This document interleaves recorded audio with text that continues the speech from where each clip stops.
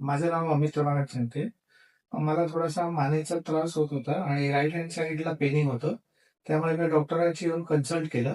Consult केल्यानंतर त्यांनी एक्स-रेचं suggestion दिलं. एक्स-रे काढल्यामध्ये दिसलं असं, की C4, C5 आणि C6 डिस्कमध्ये थोडंसं गॅप आल्यामुळे बल्जिंगमुळे बल्जिंग आलं होतं. त्यामुळे त्यांनी सजेस्ट केलं, की एम-आर-आय आपण करून बघूया.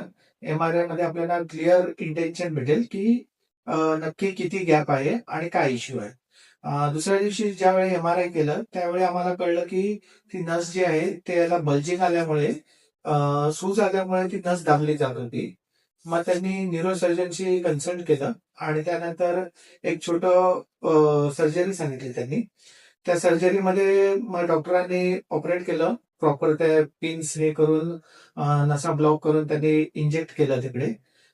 त्याच्यानंतर थोडा फरक वाटतोय मला, जाणवतोय चांगला. हात वगैरे आता फ्री झालाय. पूर्वीसारखा आता त्रास होत नाहीये तेवढा.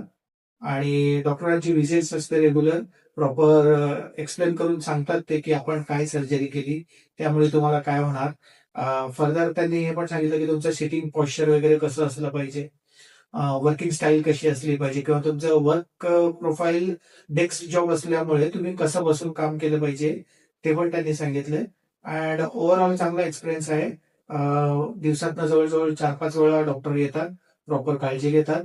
नर्सिंग स्टाफ सुद्धा तेवढाच चांगला आहे. And that's it. Thank you.